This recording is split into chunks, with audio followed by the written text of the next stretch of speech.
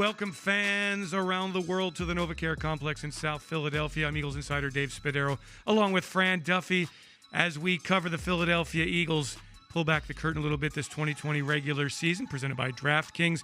The Eagles obviously looking to bounce back from an extremely disappointing defeat in the opener against Washington, and that is a sight for sore eyes. Number 65 with the new headwear, Lane Johnson, Eagles right tackle. Fran, the offensive line, we're going to talk a lot about it today, just got a whole lot better. Obviously, one of the best tackles in all of football. Whether you want to say right tackle, left tackle, it doesn't matter. Lane Johnson is one of the best in the game, and getting him back on the field is huge for this Eagles offense. Not that Jack Driscoll had a particularly bad game. I thought the rookie looked pretty good. You see Jack Driscoll there on your screen. But having Lane Johnson is a difference maker along the offensive line. And we know the matchup on Sunday against the 1-0 Los Angeles Rams, a defensive front, a new-look defensive front, and there is Miles Sanders also getting some reps today. The Eagles unable to really get much of a running game going at all against Washington, and we're all hoping that Sanders and Johnson and Derek Barnett, Eagles defensive end, are able to get through this week of practice and get better and better and take more and more reps and get ready for what is a very crucial game on Sunday, the home opener at Lincoln Financial Field. Fran, back to the Rams in the defensive front. It's all about Aaron Donald.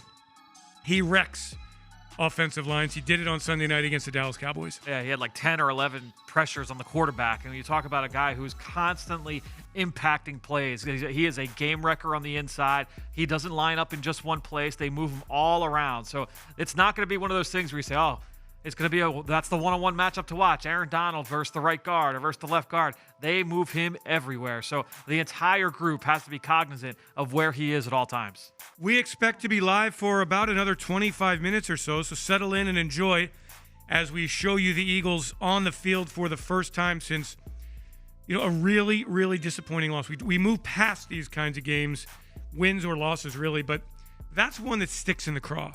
A 17-0 lead against Washington, a first-year coach on the other sideline, and then, bam, just like that, an interception from Carson Wentz, and the momentum shifted. The Eagles couldn't get it back. Now they look to regroup against the Los Angeles Rams, and injuries are a primary focus of conversation here. Lane Johnson returning to practice today, lining up there at right tackle, his familiar position. We just hope he gets through the week.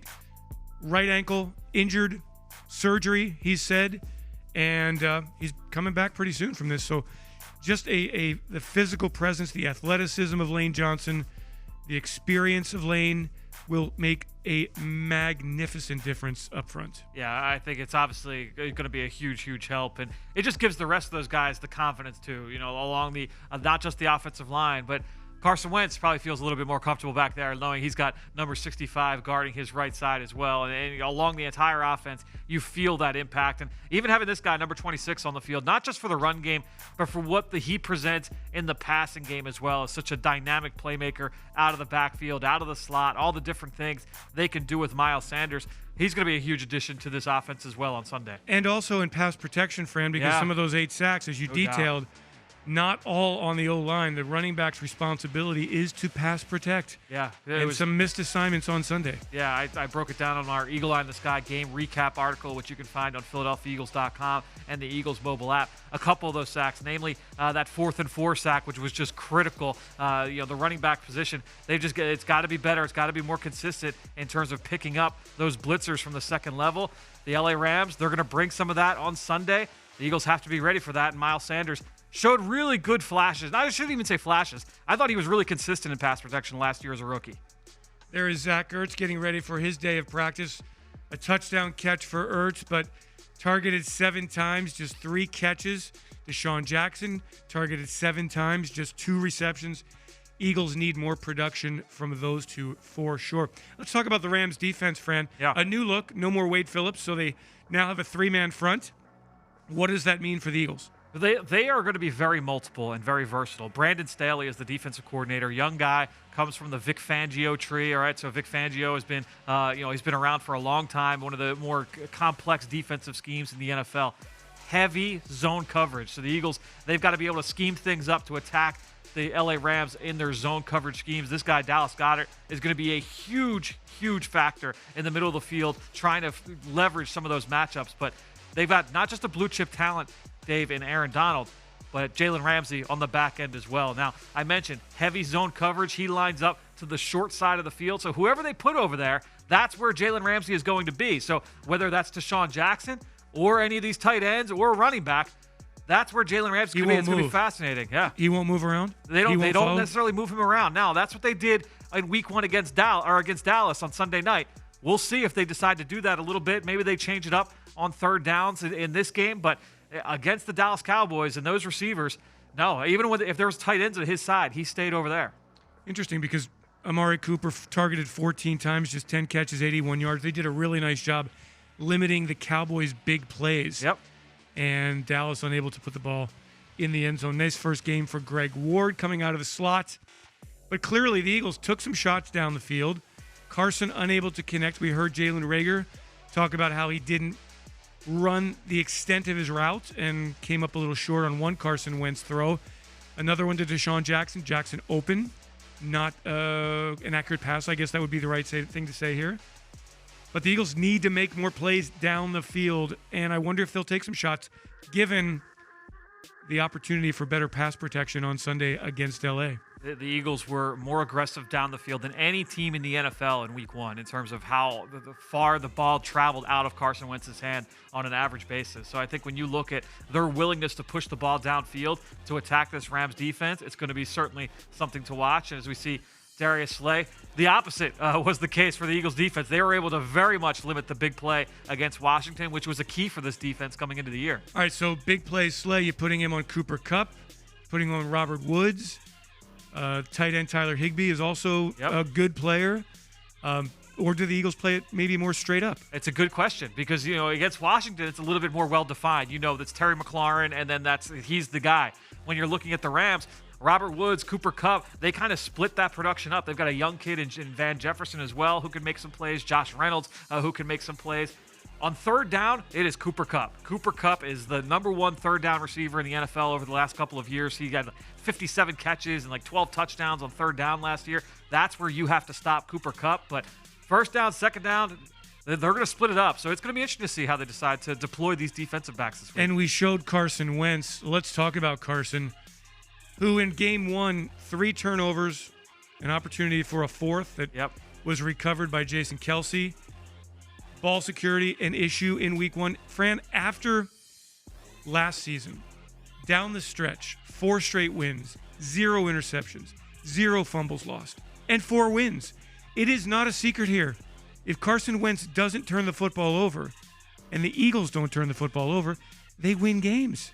You got to play with a bit of, yes, aggressiveness for sure, but you got to be smart. And both interceptions coming on first downs. The Eagles have talked about it all week, how first down plays were so much of a struggle for the offense against Washington.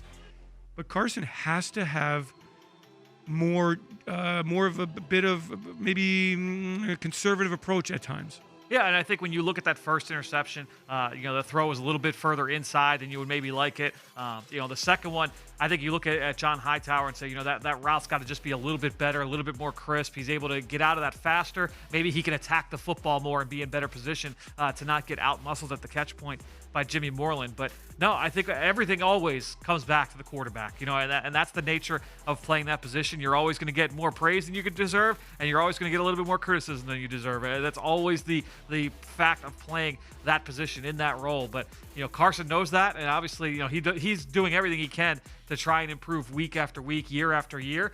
He's going to have to learn from these mistakes and move past it. We're in year 5 here. It's time. Yep. I mean, get rid of the football. A big sack that took Jake Elliott just out of field goal range. Yep. So, and the odd part about it was that early on, Fran, he couldn't have been better. I know. I mean, he took some sacks, but he had no choice. But some of the throws to Goddard, fantastic throw for a touchdown. Zach Ertz, nice touch. Third down plays, big throws. The throw to Reagor was perfect down the field on a 3rd and 22. It is such an example of what momentum means in the NFL. And when you have it, it's great. And when you lose it, it's just so tough to get it back. Yeah, I kind of wonder, it was after the first interception and Washington is able to get points on the board. They come back and they took those 3 shots down the field. It was a 3-and-out right before the end of the half. The first one was to Jackson. The second one was to Rager. You mentioned the one to Rager earlier. If Rager runs under that, runs all the way through that, he's still running for a touchdown. He misconnects with Deshaun Jackson a couple times. If one of those 2 to Deshaun hits, I just wonder, you talk about momentum. Like, how does that change the construct of that game going into the locker room 24-7 instead of 17-7? You get the ball coming out of halftime. Does the mindset change? But that's the game. That's football. You see that year after year. Jalen Rager, the special guest on the Eagles Insider podcast. Yes. That dropped today. Extremely confident young man. Loved talking to him about his pregame ritual of eating Skittles. Didn't have the Skittles on Sunday. Went with the gummy chews. Looking for some purple Skittles Sunday against the Rams as we practice field goals here. Jake Elliott, who, interesting to listen to Dave Phipps, special teams coordinator, talking yesterday. The missed 53-yarder that came just a little bit short, certainly well within the range of Jake Elliott. That Dave took responsibility for that. That he sent the special teams unit out just a little bit too late, and they kind of rushed through the play. One thing we noticed, you can see Derek Barnett in the black pants here in the field goal block unit, working with the ones, and that's a good sign, right? It doesn't look like he's pads. Is that Derek Barnett? I think that's in Barnett with the black sweats there. Is that him or is that? Yeah, that is Derek Barnett. Yep. He's usually got those pants on. Sweats, but no pads. Yeah. So maybe not a great sign. Not a great sign. A terrible sign. Somewhere in between. So if Derek Barnett plays this week, okay. And Brandon Graham's still in concussion protocol. Yep. I mean, who's playing defensive end this week? Vinny Curry on IR. Vinny Curry on IR. You got Josh Sweat. Josh Sweat, who I thought had a good game on Sunday. And even Fran, talk about momentum. Oh, he jars the ball loose. I know. And Jannard Avery's right there to make the recovery and didn't make the recovery. That changes the game completely. You get the ball inside the 5-yard line, inside the 10-yard line. Chances are, with how good the Eagles have been in the red zone over the course of the last few years, that's a touchdown. That's a killer. Yes. And the only disappointing part of the defense was, A, no takeaways. That was disappointing. And B, 3 out of 4 times Washington inside the 20, they put the ball in the end zone. And Jim Schwartz's defense have been very good in the red zone in recent years. So that's something else to get better for this week against the 1-0 Rams. 1 o'clock kickoff at Lincoln Financial Field. Seen locally on Fox, seen nationally on Fox, but not a national game. But find a way, people. Let's watch the Eagles here. Let's watch this team bounce back. Let's find out about the leadership of this football team in an adverse situation. It's easy to talk about great leadership and a great locker room when times are good. Eagles coming off a tough loss. Let's find out what they're made of here in week 2 against a good football team. And a schedule, Fran, that follows with Cincinnati and San Francisco and Baltimore. I mean, and Pittsburgh. I mean, this is a tough stretch of games for the Philadelphia Eagles. I mean, you're playing 2 of the best divisions in football. When you got the NFC West, and obviously the AFC South or the AFC North. Look, you got Pittsburgh, you got Baltimore, Cincinnati's all on the rise. You saw what Joe Burrow looked like as a first-year player this past Sunday.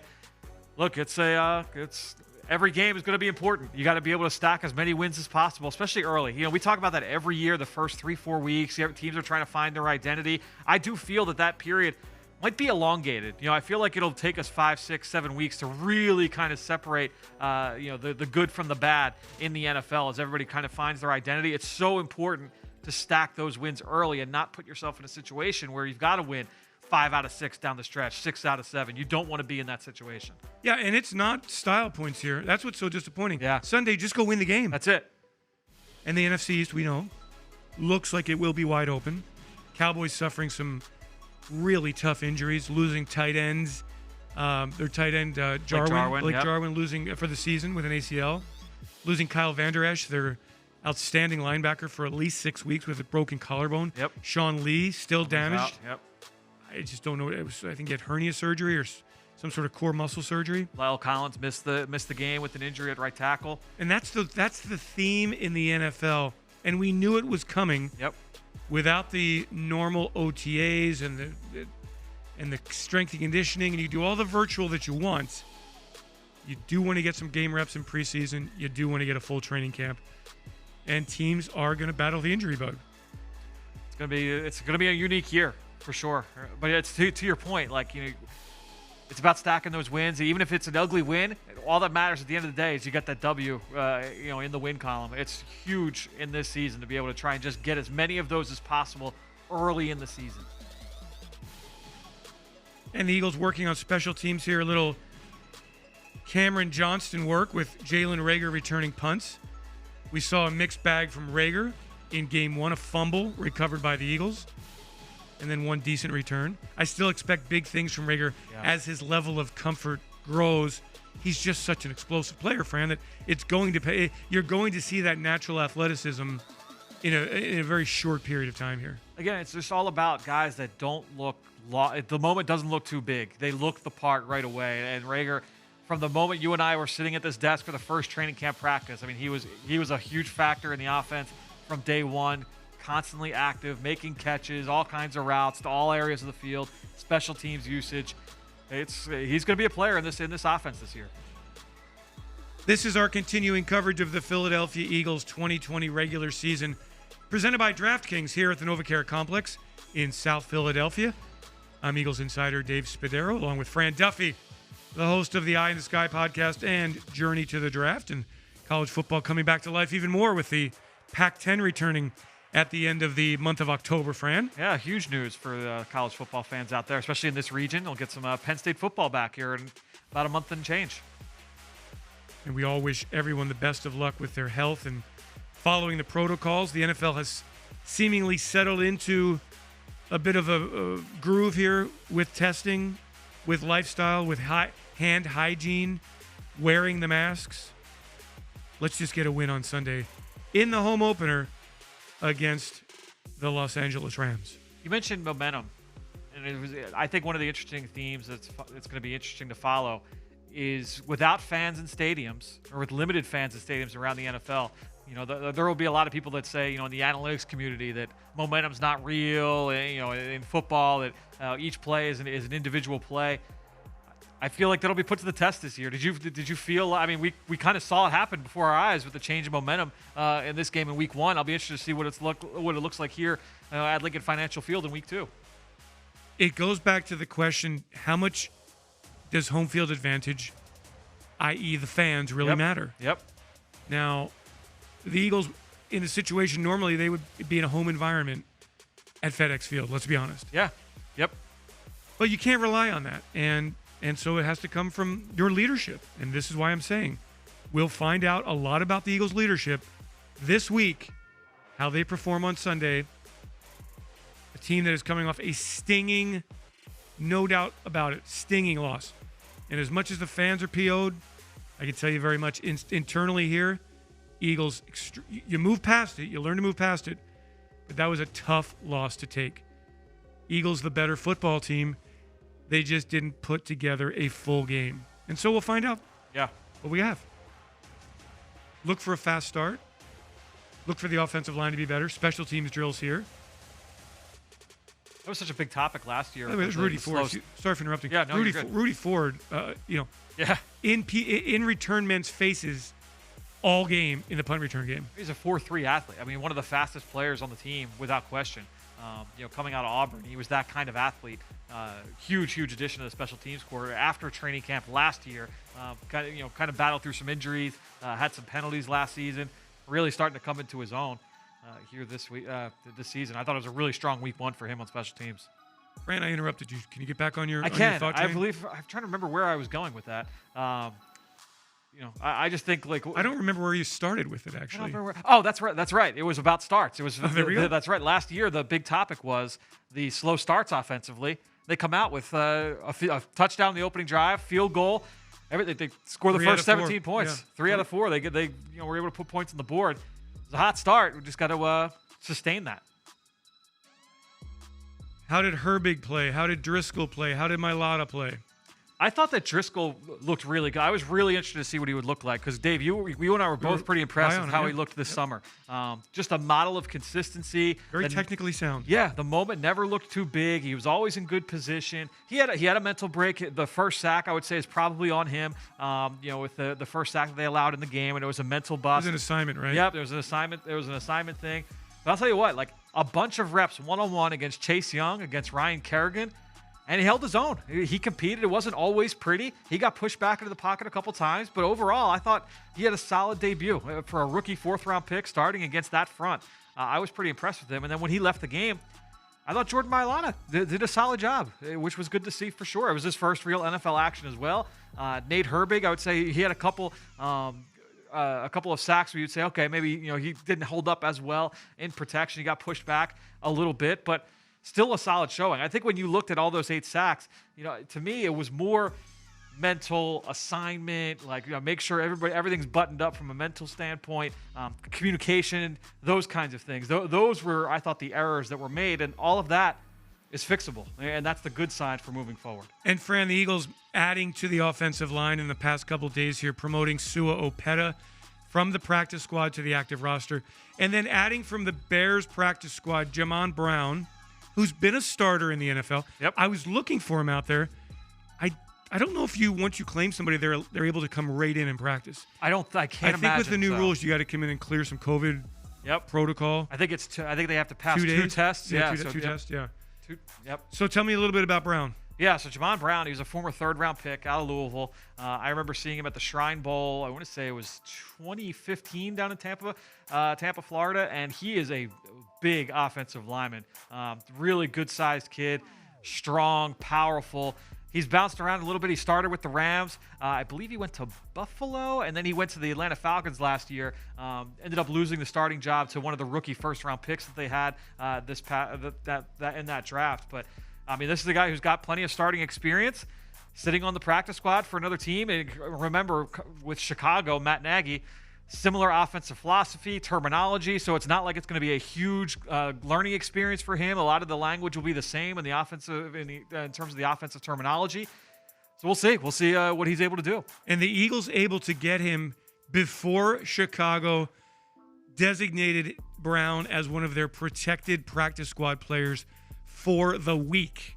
So there's a period of time, a very short period of time, where teams can go in there and swoop a player, take a player off another team's practice squad before those players are locked up for the week. So it could be a really shrewd move, a move that pays off a lot for the Eagles. At the very least, it's just a move of taking a look at somebody in your system, somebody with starting experience, and the Eagles just don't have a lot of that in their reserve core along the offensive line. You're just checking, spinning the tires, just getting a sense of if he can help you this season or not. I'm really fascinated just to see how that looks. Javon Hargrave is what I'm fascinated to see. That's the first time we've seen him in pads. Yeah.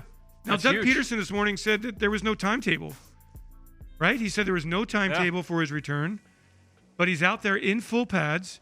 That's ladies and gentlemen, is a great sign. Javon Hargrave, the prize of the Eagles free agency signing period. Of course, they traded for Darius Slay. 4 years in Pittsburgh, disruptive player in their 3-4 scheme, more of a nose tackle there.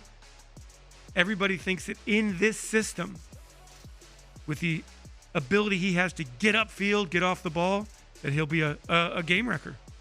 Him with Malik Jackson and Fletcher Cox is a scary proposition for anybody. You talked about if they've got injuries along the defensive line, Dave, at the defensive end position.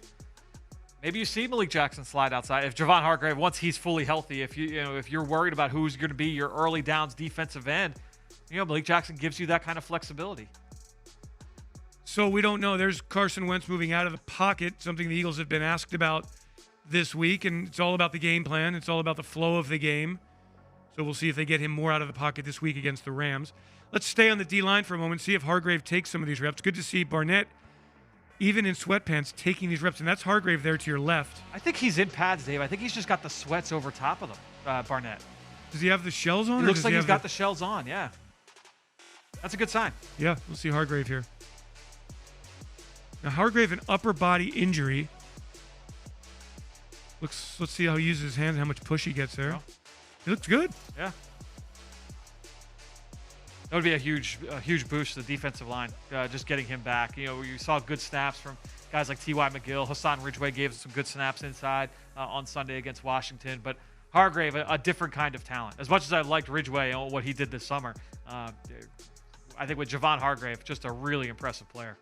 Javon Hargrave, I believe it is. Yes, it is. You are correct. Now, let's not get ahead of ourselves, but let's speculate nonetheless. wearing 2 jerseys there. Derek Barnett. I think maybe there's a little fold there. I don't know. But listen, if you're practicing on a Wednesday, doesn't mean you're playing on Sunday. Yes.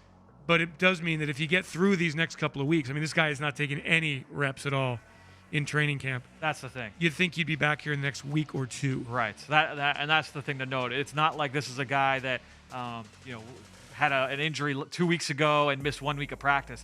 Has not been in pads at all, right? Because by the time he got hurt, the Eagles were not in pads yet. So, this will be one of the first times we've seen him in pads all summer. It's interesting, Fran. We're watching practice. This is the first practice since the first game, and the first game since January. And so you wonder just how sore these bodies are. You're looking for some energy today. You're looking for some hop. And, from what we're seeing, the Eagles look like they've got a lot of juice. Yeah. The energy level seems good. I'm just excited to see them come back and take the field. You know how it is after a loss like that on Sunday. These guys are going to be chomping at the bit to get back out, get that taste out of their mouth, move on to the next week, and get a W. It's not a must-win, Fran, but it's a really important game. I mean, second game of the season, you really don't want to get to 0-2. You want to set a little tone here. Let's see some footwork here. From Miles Sanders, I believe that is. It is, yeah. With Deuce Staley in his face. The star of the Eagles brand video. Boom, Great boom, job. boom, boom. Like to see that, Miles. If there was one player or coach on the Eagles team that you would want to narrate your daily life, to just wake you up in the morning, Doug. and it's got to be. I like Doug. You like Doug? I think Doug's a fight. When Doug gets fired up. I thought Deuce was pretty inspirational on that. That was Deuce great. was great. I'm not taking anything away from Deuce. Actually, I'd probably say Stout. I was just gonna say that. Stout might be my choice. Stout would probably have me feeling like I was 25 years old, jumping out of bed like I was in the military or something. You're watching practice here at the NovaCare Complex, presented by DraftKings. Part of our continuing coverage here in 2020 as the Eagles look to bounce back from Sunday's loss to Washington, hosting the Los Angeles Rams on Sunday at Lincoln Financial Field, 1 o'clock kickoff on Fox. Make sure you tune in at 12:15 to the kickoff show presented by who else, Fran? The kickoff show is brought to you by Exalta. Exalta, of course. Exalta. Yeah. I was testing you because you're out of context here, so you have to think about it. There's so many sponsors that we have to think about things. Thankfully. Carson Wentz, Mechanics, Fire, Jalen Reagor. What do we look for from John Hightower, who had a tough first game and tough spot for him? First pass goes over the middle. Going to have to be better in week number 2. Yeah, for sure. And that's what you're looking for, to see how he bounces back. You see that all the time with young players. And that's one of the things, honestly, that scouting departments all around the NFL, how do guys bounce back from resiliency or from something negative? What is their resiliency like? Can they bounce back from that adversity? That was what I was looking for. And to me, this is going to be a great case study for John Hightower. Had a rough outing in his debut. Now, how does he bounce back? And they're getting a sense of that right now on the practice field, in the meeting rooms. What was he like in the training room this week? They're getting a sense of, all right, this is how he bounces back from negativity, because you're going to have those tough moments, not just as a rookie, second-year player, third-year player. Carson Wentz had one in his 5th year. You're going to have those rough games. How do you bounce back from that? And that's going to be key for John Hightower. It's going to be key for everybody on this football team, let's doubt. be honest here. Yep.